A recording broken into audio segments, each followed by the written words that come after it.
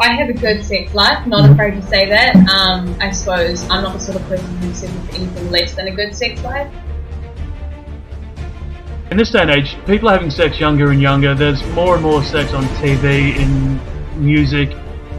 Me and the guy making out on the rugby pitch. You and I are basically kinky besties at this point. Some edge play includes blood, knives, needles, electro, fire, and consensual non-consent, all that sort of thing. Just one of those things, like, I'm not ashamed of it. I'm not ashamed of my sexuality. I'm not ashamed of the sex that I have. I enjoy it very much. I enjoy sex. Well, I mean, the way that I see sex and consent is quite simple. Don't get some until you get some. That's true. My life is a porn. I just don't film in it.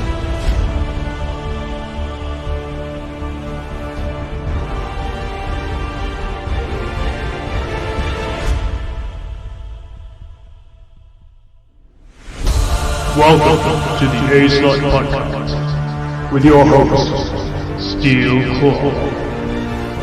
Now strap yourselves in and prepare for some sexy talk, some educational chat, and terrible jokes. And remember, let's get A-Slut.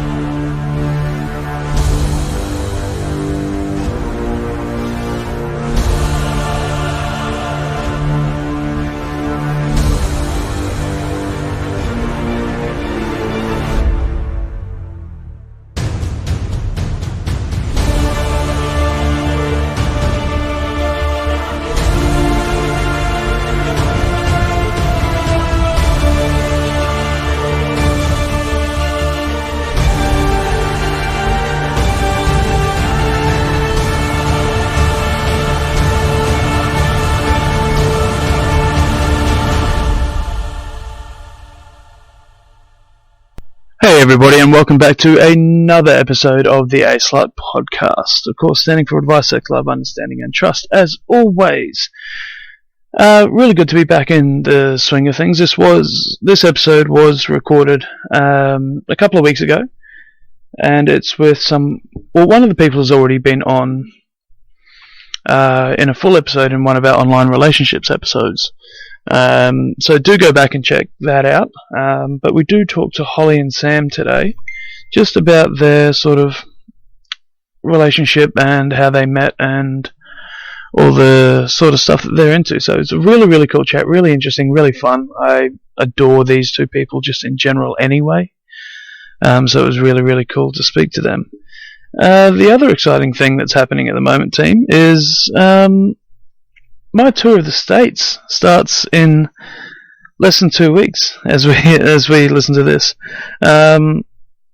I am teaching an electro class in Albuquerque at the moment, but apart from that, I haven't really got too much going on. So if you'd want to come on the pod, or you want to catch up, have a coffee, whatever you want to do, please do hit me up. So the places I'm going, just in case you didn't know it yet, is LA, San Diego, Tucson, Arizona, El Paso, Texas, San Antonio, Houston, Dallas, Oklahoma City, Albuquerque, Salt Lake City, Spokane, Washington, Seattle, Washington, Portland, Oregon, down into San Francisco, then Vegas, and then I'm back to LA again. So if you live in any of those towns, and you have even had a tiny thought of meeting up, please do let me know, and I'd love to meet you guys. The other thing that I'd really ask of you guys is, I'd really, really, really after some recommendations for some swingers clubs and adult clubs and whatnot.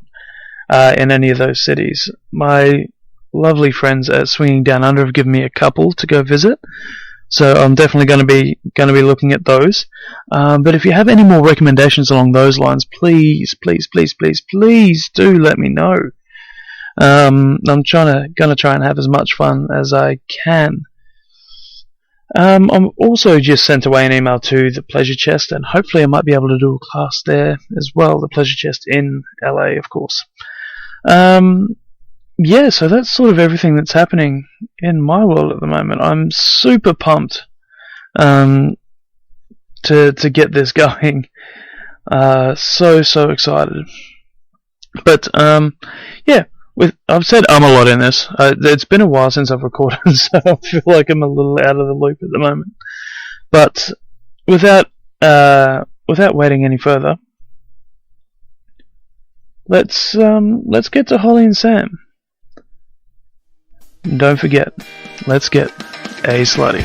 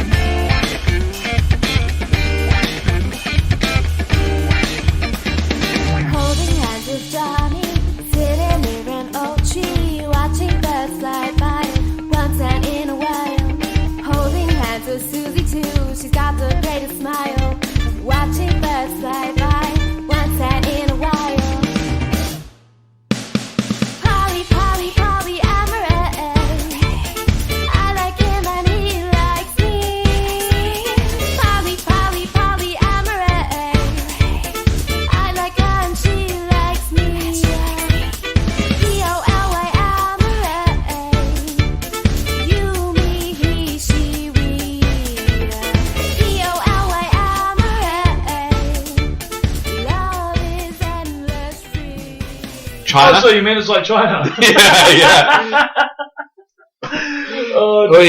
Double entendre there, geopolitical. Yep. Yeah. Let's swiftly move on from that before I get banned in another country. Yes. 12 countries is enough.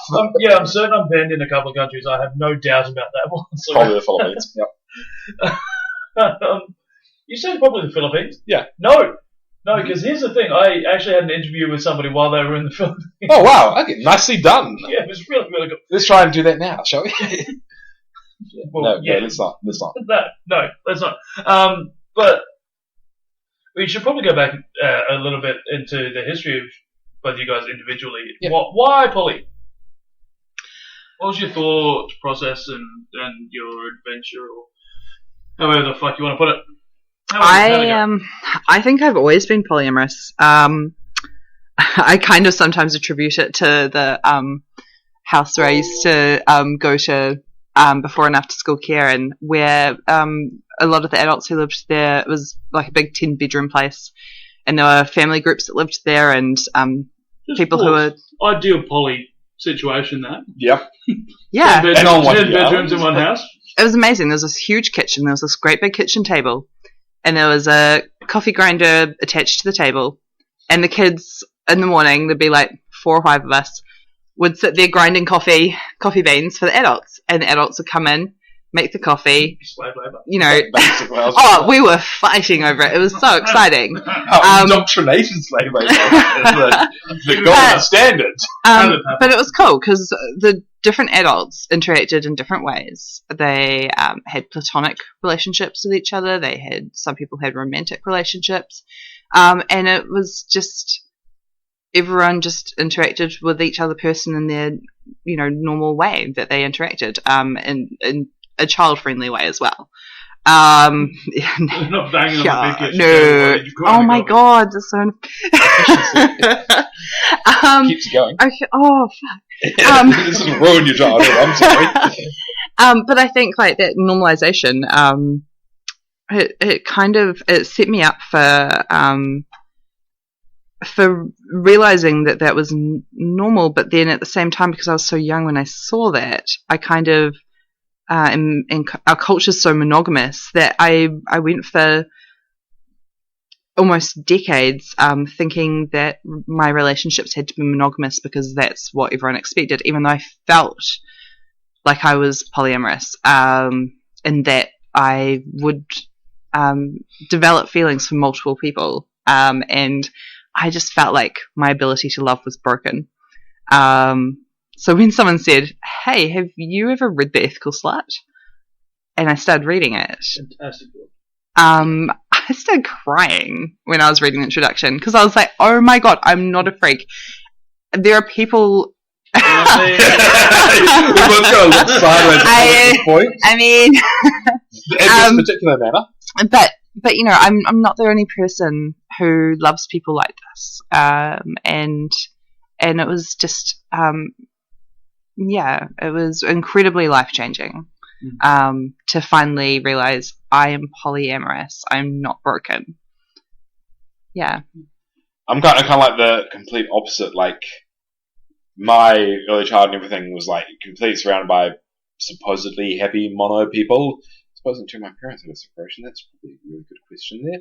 But then you had the whole platonic poly thing, where that's the thing. Like I never really understood for a long time why everyone's like your spouse should be your best friend, and I'm like, but I've always had multiple best friends. This is really confusing for me. I don't want to marry either of them. Sorry, Phil. Sorry, Ed. It's just not going to work. And, you know, one of you's already actually married at mono, so no judgment there. But, well, I mean, you're not gay, so it probably makes it a bit easier to talk to you about things because you already understand that issue of not being socially accepted. But that's a big thing is I've never really seen a lot of society's rules as logical or common sense.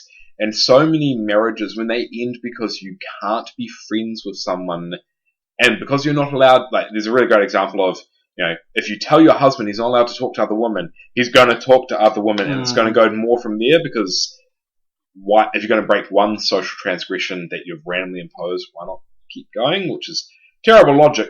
That does kind of turn out to be true. But I've always just seen I've seen the argument of why can't I be friends with girls and date a girl at the same time? Yeah, or why can't I just be? Yeah. Why does my relationship with one person have to define my relationships with everyone else is a really hard logic break for me to get my head around. Mm-hmm. So I didn't, and I didn't care, and then we've ended up. So I came from almost the other way of you had this really great example in your childhood, and I didn't, but society pissed me off so much that I acted out against it by loving as many people as I choose. Damn you, society! You won't take this from me. What a great way to fuck society. Yeah, I know, right? But people say to me like, "Yeah, but how do you handle it sexually?" I'm like, I'll be honest here. Finding more than one person that's willing to have sex with you in more than one instance, in the sense of that there's more than one person willing to have sex with you at different times. But in the same chronological month period, like you're doing well there in the first place. So hey, don't knock it. But like my whole point is, I've always thought that as well. Yeah, like I'm doing well. Don't kick me when I'm down, guys. when I'm finally on a rise, guys. But I don't see. It just didn't make sense to me why it shouldn't be that way. And then when Becky, thanks Becky, it's also your fault. When Becky comes out of the blue and talks about being poly, and I'm sitting there like, wait, that's okay. That's an acceptable option. Screw society's acceptance. Like other people think this way, other people feel this way. Holy shit! My life just head explode. My life just became so much easier to comprehend in myself. I'm not broken. Yeah. Other people kind of have these feelings or this social outlook as well. It's just so freeing. And I have hopelessly mono friends. God, I love you guys to pieces, but you're so hopelessly mono. And that's great because it works for you. But when they see it, they're like, oh my god, that makes so much more sense for you. And I'm like, yeah, that's all it is. It's my own choice. Other people agree with me, great. Other people don't agree with me, doesn't mean anything to either of us except that you don't feel that way, and it's okay. But having that freedom to feel those ways and not hate yourself for it, or expect that you have to hate yourself for it, is incredibly self-fulfilling, I'd say. Absolutely, and you've stopped at the completely wrong time because I've still got half a Pringle in my mouth. I've been watching Simon carefully for the time to ruin by making him talk with his mouth full. Yeah. No, hey, Pringles are good, and you guys did bring those in. So well, after 2.5 hours behind, we're like, we should probably feed Simon, poor guy. Yeah, that's all on us. And I had Uber Eats just before. Yeah. So, one of the biggest things that people talk about poly is scheduling issues. This isn't a poly issue, this is just a life issue, but scheduling is hard. You basically triple booked yourself for this evening. Oh yeah. I triple booked 8 people, so and then a couple of them piked, and it's like, that's okay. I don't blame you. I do blame you so much. You know who you are. So Another part of this, which I found quite interesting about you guys, is that you're on the spectrum in some way, shape, or form. Oh, yeah. And so with that, does that create extra difficulties for you in the dating world or anything? Anything in there? Is there something that you think is different that you have to do? I think it's helped the two of us connect with each other because one of the ways is that I'm not going to say that I'm very literal, but I'm very precise in my communications, and I really expect that. Shit. Yes, I will correct you every time you make a typo, and I'll use it to my advantage. Never play D&D with a grammar Nazi, I can tell you that right here and now. No, some of us get killed by eggs. That was not my fault. I am trying to keep you sober and clean-ish. Literally, I dumped a trough of water on it. It was required. Thanks, mate. Actually, the people who are listening won't realize we have a D&D game that we play monthly, Dungeons and Dragons, and I got killed in our last game. So, from eating an egg and exploding. Yes, with alcohol assisting the whole matter. And my character was most distraught that I lost my best murder friend in the world. But and I just laughed for like a solid 3 minutes. It was really yeah, it was actually really hard for me to roll. You were giggling so hard. But so so one of the ways it comes out is when people say things, I tend to take them at their word. Mm-hmm. And don't tend to vary that assumption until I have evidence. Mm-hmm. A great way of kind of segue into this why this is a problem is when someone says to me that they love me in seriousness, I tend to assume that's a default, and when I say I love them, that's a default. It takes a very large amount for that to change, and so when people break up with people that they've said they love, I find it really hard. I'm like, how did you just fall out of love? Or did you not mean love in the same way I thought you did? Mm-hmm. Which is a really great way to handle poly, is to accept that people mean love in different ways. Yeah. But, so, it means I tend to be very precise and specific in my communication, and I tend to ask for clarification a hell of a lot. Yeah. Which can be a major pain for people that are like, wasn't it obvious? But I think for other people, having things defined really clearly, especially in the kink world, helps. I'm big on that as well. Yeah. That's a huge thing for me. Yeah. Like, there was somebody who I was speaking with for a little while, and the way that I try and clarify things is that I'll repeat back and ask a question. So it'll be like, no, I had this. Say I don't know what beer is, and somebody goes, I had this beer the other day. My question will be beer. Yeah. Can you please clarify this in another manner? Yeah. Not what is this? What is it? Or anything like that. It's just beer. And please elaborate. And it annoyed them. And they said, you do this thing where you just repeat what I say. I'm like, but it has a question mark. I don't like. I've done this purely, and I thought quite obviously because I'm not entirely sure what you mean. Yeah. Please clarify. So whereas me, I'm like, do you mean? Do you want me to list the type of beer I had? Is this a craft beer snobbery thing? But even in asking that question, I'll ask a question. You can't have enthusiastic, informed consent without information. I think that's so. I usually go. I'm either going to be very precise with my language and make it very black and white, very clear, or I'm going to question it until I get that result, which can be great for people that want to discuss things further and really delve into details, or it can be a major turnoff for people that are like, wasn't it obvious in the first place? It's like, you can't explain humour without taking the fun out of a joke. Mm-hmm. You can't explain flirting without ruining the flirt. It is one of those weird social interactions that, Actually, I'd argue that. Depending on how you just sit there and go, I am flirting with you! Yeah, sometimes it really helps for those of us on the spectrum, just throw an anvil. Don't be subtle.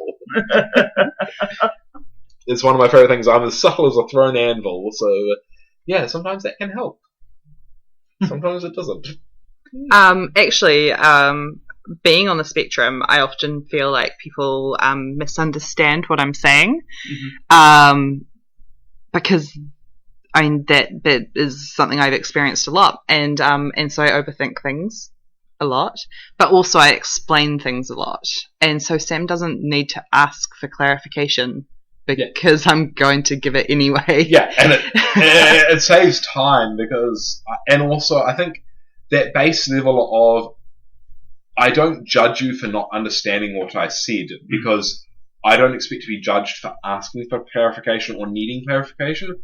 I think that underlying aspect of I'm going to allow for communication to be repeated until it's understood.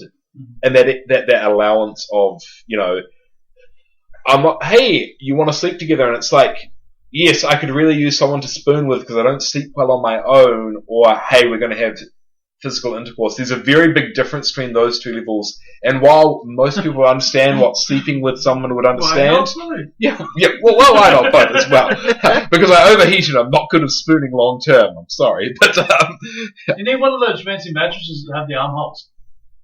Oh my god, yes! Those things are a lifesaver. If only I could afford one. Definitely need one of those. So there's mattresses where has little slits horizontally in it so that an arm can actually come up and around without falling asleep and losing, having your arm being laid on for goodness knows how long. It's not comfortable. But my biggest issue, so if anyone's asked, I'm just going to shamelessly plug a product I could never afford.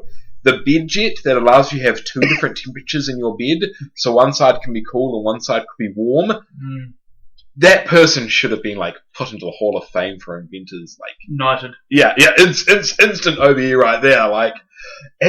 As soon as I can afford one, it's gonna be a lifesaver.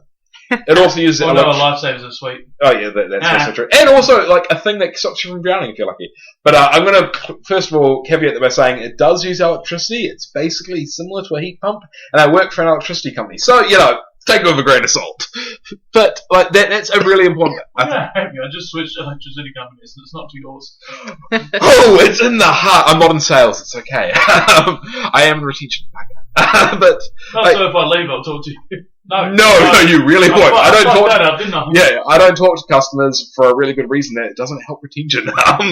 But that's probably because I drive them away by talking to them in the first place. But in a sense that you have to have that acceptance of two different opinions can coexist. Yeah. And I think as Holly subtly chokes in the background to tell me to shut up. There is not a cock in sight, by the way. She's not choking on that.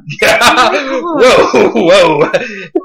No, this is a common thing. It's kink, yeah. I have very good friends in Australia, the by-the-by guys, who literally there's a three-way conversation. There's Bradford, Angela, and the gentleman.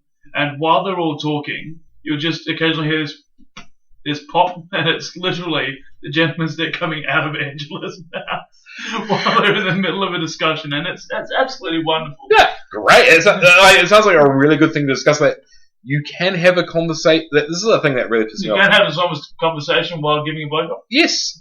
Well, as long as you're allowed for pauses in between. But so many people are like, you shouldn't laugh during sex. And I'm like, I'm sorry, I gotta be honest with you here. Nothing is more hilarious than having sex and being honest about it. I mean, when so many people watch porn, I'm like, yeah, it's really interesting. I'm like, you're not laughing at where their leg is? How are you balancing? That's an art in its own, gaze. Wow! And it's out of context, things are funny, and you have to be able to, if you can't laugh at yourself, which is something people on the spectrum are very good at behind closed doors. We're very good at being honest with ourselves that, oh my god, I can't believe I said that. But, at being honest and laughing, if you can't take yourself with a sense of humour, you're never going to get far. And where a lot of times I feel communication breaks down, especially with people who are neurodivergent, considerably different from the norm, is that they laugh at what they think is funny and people get offended. But you don't get offended when people laugh at what you don't think is funny. Or sometimes you do because it's really hurtful. And it's that whole breakdown of communication back down to, I'm sorry, was that meant to be a joke? Because I'm okay laughing with it if it was meant to be a joke. If it wasn't meant to be a joke, I'm willing to be offended. Yeah. Yeah. I just realised I was completely railroading all the other conversation. I'm so sorry. I'm really sorry.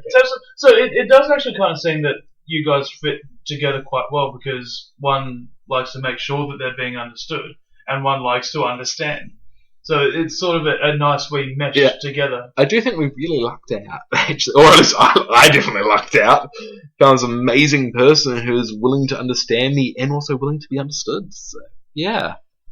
This is why Holly's like, oh, I got some really bad news for you.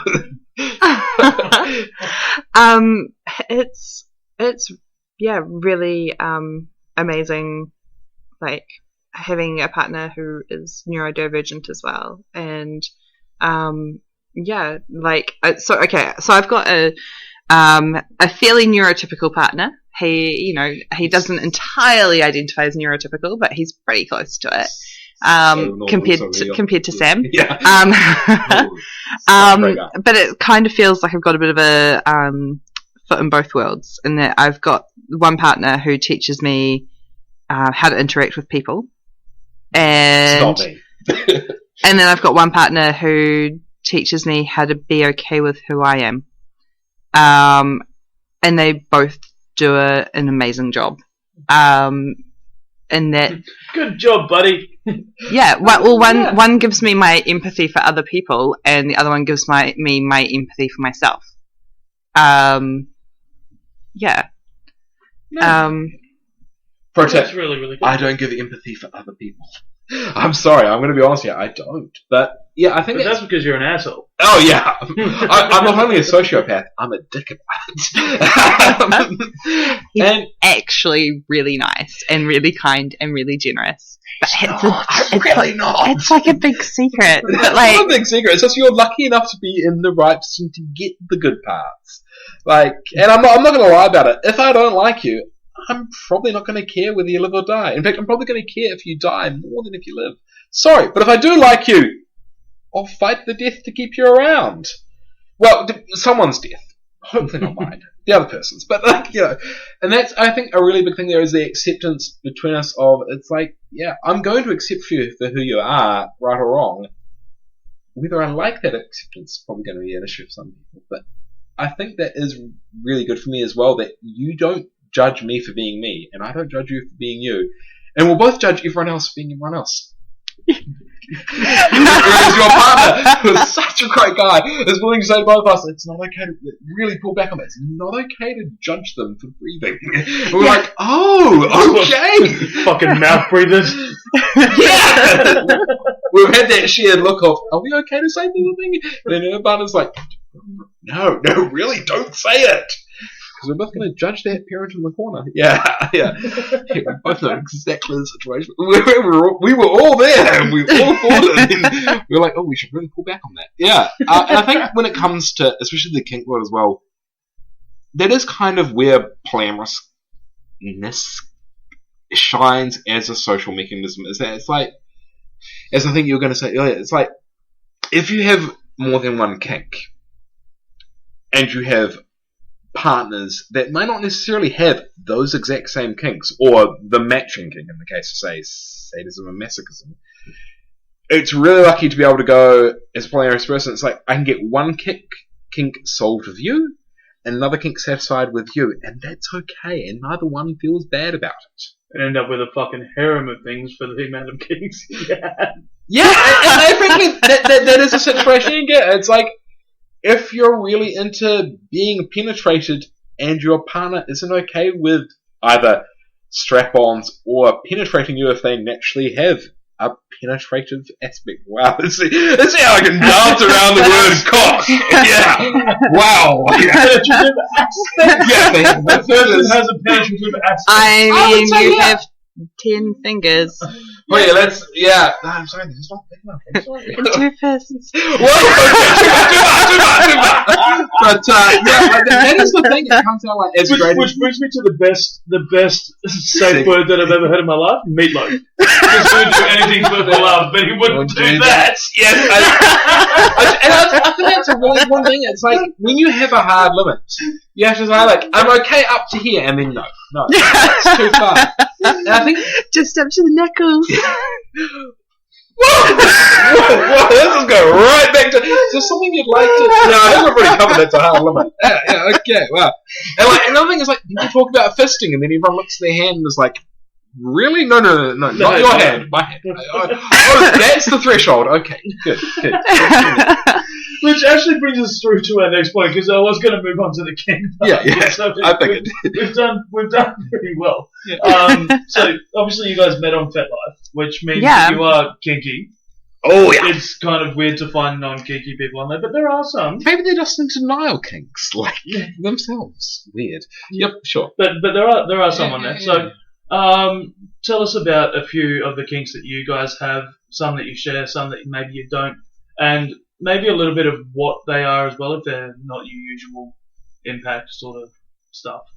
They're like, not your usual Impact. I'm like, I really wouldn't consider Impact usual. But because it falls in my mind under another umbrella. Yeah. So yeah. Yeah, so most people, when they think kink, I believe they think rope and being hit. Yeah. There's some latex in there. Cool. Impact was probably my first kink, and that was probably when I was about 17 or so. Mm-hmm. Yeah. Impact's fun. Yeah. See, I'm a real pain in the ass when I'm topping impact because I can hit the exact same square. Like if I'm using a crop, for example, it has your accuracy.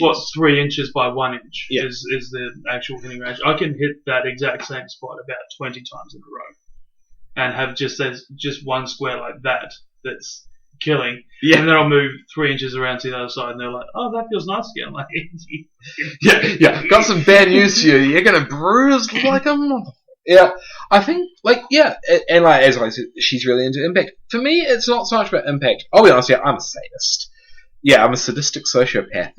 Really concerning. It's a good thing that safe words exist at times, otherwise I'd feel really uncomfortable, because I'd be like, I don't know when I should stop. Like, it's currently, shading to purple. Is this a good time to stop? And by purple, I mean purple. Yeah. Nope. Yeah, we're talking Ribena here, guys. We're talking Ribena. I should keep going? Okay. Yeah. Safe words and gags. Really a relevant conversation you should have at some point. But yeah, it's like the thing. It's like hand signals. Yeah. Well, no, you don't really have an option on one of those points. Your hands were kind of cuffed. And it's like, yeah, but it's the thing. It's like let's be honest here. Holly's a masochist. I'm a sadist. Kinks that are really complementary, but not the same. And it's like, it's really great. Like, as honestly as to me, I'm going to hurt you for fun. I'm going to be like, okay, yeah, I'm going to be brutally honest here. I can do it a lot worse to you, and I will in self-defense. So, how much do you like things being bitten off? But on the other hand, it's like, they work really well together. I'd have to say, yeah, I'll be brutally honest here. I'm a sadist. It's a kink. I get off on hurting people. I really enjoy power exchange. I mean, I'm averse switch depending on who I'm with. My darling Holly next to me is going to admit that when she tries switching on me, because we are both switches, it doesn't always work. I'll be honest with you. Sometimes I dig my teeth in and go, nope, I'm going to be dom in here. Pretty much every time. Pretty much every time. Yeah. You should have really run with that one time. Yeah, really should have run with it. But I'm really glad you didn't, because we weren't sure if we wanted to go that far, so we could stop and talk about it, and that's it. We communicate a lot. We don't just use safe words and things like that. We use traffic light. Yep. So green for good, orange for let's stop and check in, and red for stop, which we haven't had to use yet. We were lucky. See, that's slightly different for me, because I don't use green, I just use the other two. Well, yeah, it's very rare you need to check in. Yeah. Well, no, I still check in, but I do it in a full, how are you feeling, how's everything doing? That's my I don't expect my sub to keep going green. Oh, God, tired yet? No, but and yellow for me is sort of slow down, or let's take a break. Not let's talk about it, because I'm already communicating while I'm playing all the rest of it. So the yellow's slow down, I need a wee bit of a break, and red, we're fucking cutting the scene right there. Yeah. And we're not going, I'm not going green. It's so green. I'm the mood's kind of gone. Yeah. Amazing on the screen. Your delivery was so level. But no, we communicate quite a lot, and is this working for you? No, it's not really not. Or yes, it is, or more. Just fucking do it! Lose the lift! Yeah. It's really important. Staying on target is difficult as well. It's like, so many people are like, how do you stay on target? You don't. You have to keep adjusting. It's okay. Yeah, unless you're Simon, then you can stay on target, as we just said. You can stay on target with impact. It's like when you're holding a vibrator in the right place, that shit moves around. Oh, yeah. That fucking moves around. Yeah. I squirm like a bitch. Holly's now laughing into a shawl. Yeah, I could call it a shawl. But the question is she laughing at herself or is she laughing at me? Because I'll be honest, I squirm. It's a problem. Something wrong with squirming. If you're trying to hold something on target and you're squirming, it can be difficult. See, no, my partner squirming is the fun. Clearly you're having an impact. They're moving, like, clearly you're having an effect, let's be honest here. They're moving up the way. But, and I think that's a big thing is to go, and as you say, you don't need green so much as are they enjoying themselves. If they're not, and that's the trust thing that a lot of, I'm going to call you vanillas. Vanilla people who are listening to this might not understand is that trust is massive. You have to trust that not only the other person won't do something really bad, but as perhaps the doer, you have to trust that the doee, man, this conversation's got so many awkward labels in there. If you are being dominant and you are doing something to your submissive or to your partner, you have to trust that as the person who's being done to, they're going to come back and say, yay, or nay, or motherfucker, get off me. Yeah. We're 8 months into, what is a power exchange in a sadomasochistic relationship, and there's definitely still things that we're both forming trust with the other person for. Yep. I feel as though that never stops, though. No, and it shouldn't. It shouldn't. If you hit the stage where you know exactly what your partner is going to do and react to every time, you need to consider other things. Yeah, and that's it's like if I was going to spank you every day in the same way, in the same manner, with the same intensity, God, I'd get my ass dropped so quickly. Be honest, I would. Yeah. Variety is amazing. Yeah, on notice. Variety is the spice of life. Yeah. The entirety of the Dune series is a pun. And the weird part about that is that I do something that not a lot of other people do in the kink scene. There's only about really 4 in our city. Is that electro? Yes. Yeah. There's not many that do it in here, so there's a couple of people that people now look to try that sort of play, and that's where my variety comes in. Is that I have different people who want to go, hey, do you mind if I try that? And I'm teaching a class in Albuquerque in New Mexico. Are you? Next month on electro. Because I used Subtle plug. If you're in Albuquerque next month, exactly, and you want to get tased, well, no, I'm not taking tased. Yeah.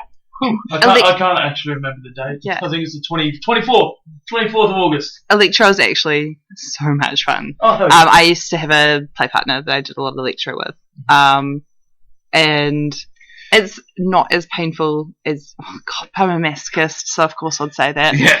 So you haven't tried my dance machine.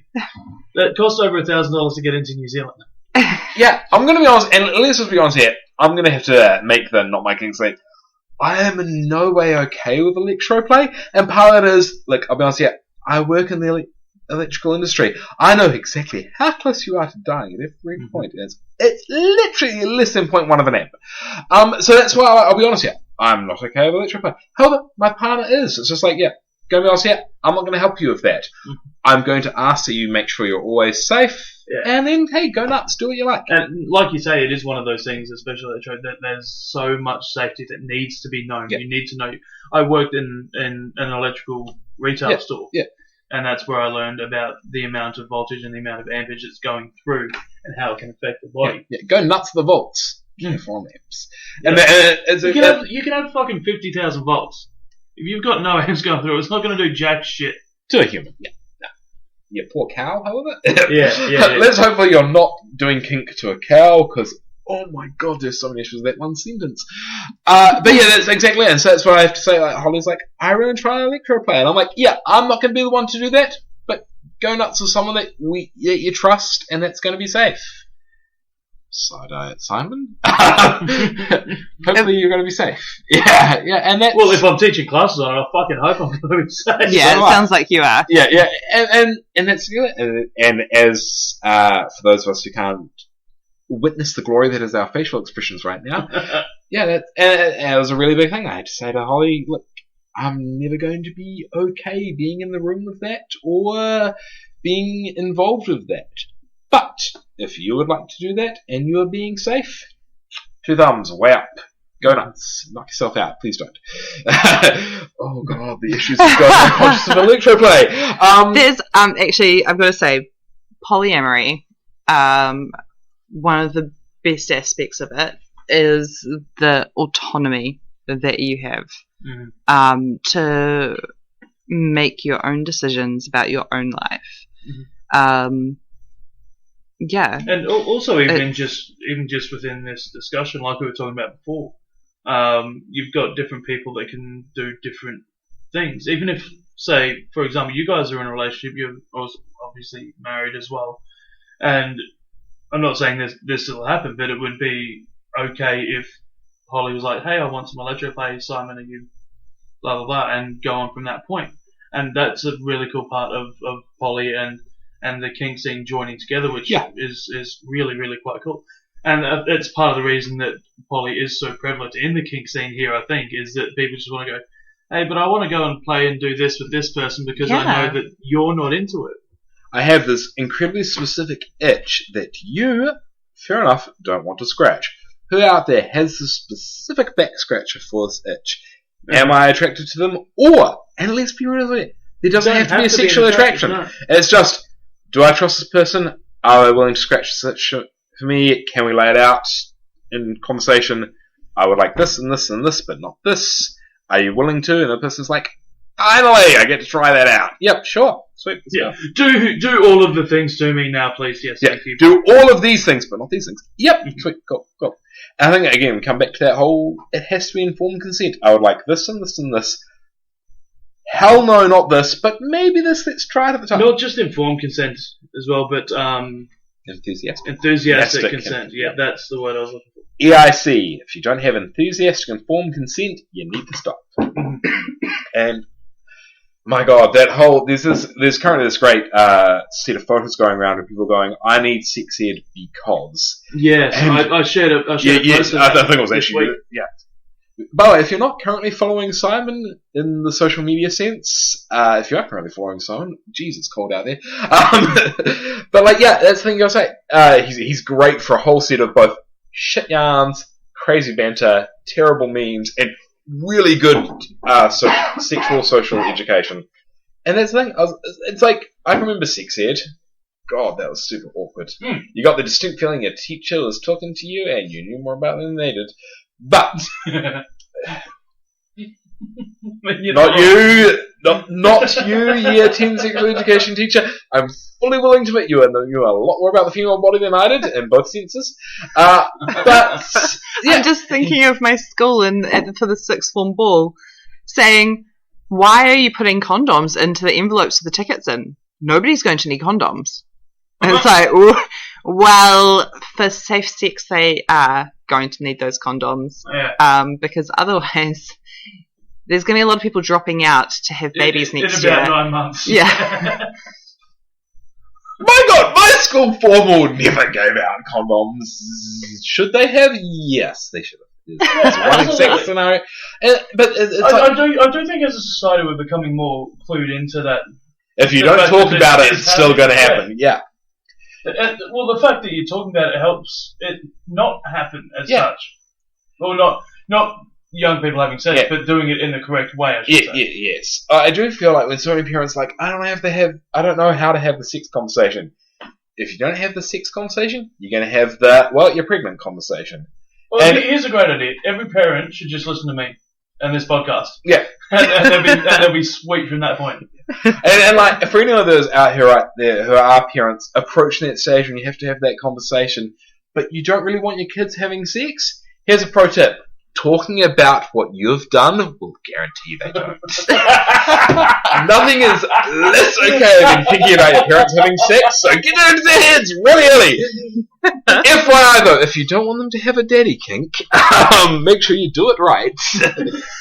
Really, on that note, but that's the thing. It's like a really important part of kink and consent and physical consent is, what are you not okay being called during sex? Have that conversation early, and don't just say my ex's name or your ex's name. It's like, because we use a lot of different names. Oh yes, I've used some fucking horrible ones. Yeah, but it was a lot of fun at that time for that specific reason. Yes, I would never call them that outside of that scenario. Yes, and so when you see some people saying outside of the scene, half it's outside of that scenario, and the other half is you set up a scene, and it's just a really good way to say oh, okay, I'm not sure when Holly's going to cut me off here, but or I'm going to cut Holly off here, but it's like during a scene, I may be more okay with, or you may be more okay with these things than outside the scene. You have to work up the things. As long as it's negotiated beforehand. Yes, or as long as it's negotiated at a time when everyone's fully aware. Yes. Subspace. If you're in the subspace, don't negotiate, No. or don't think you can negotiate, And never renegotiate during a scene. No. Because the amount of endorphins and neuroadrenalines that are coursing around your body in that situation means that you're not thinking straight, and you think you can take a lot. Your more judgment than is what you can compromised. actually do. Exactly. Yes. Yeah. It's arguably worse than drinking alcohol at times. Yeah. When it comes to that. Yeah. And it's like is Like alcohol? a fucking chihuahua then. Yeah. I was really want to be there. Like, yes. And it's something I really think is really important, and not a lot of people discuss it. Don't negotiate mid-scene. Yeah. 100%. On that note, I've had you guys for almost an hour. We were meant to try and make this a short one. Edit out the child of it, maybe, please. Please, Bob. But no, thank you so much, guys, for coming in and having, again, what has been a really interesting and really fun discussion around, well, pretty much everything poly and everything kink, and with, enough around those two things and what you guys do within that. So, thank you very much once again. Yeah, thanks for having us. Yeah. Sorry, I just totally overwrote you so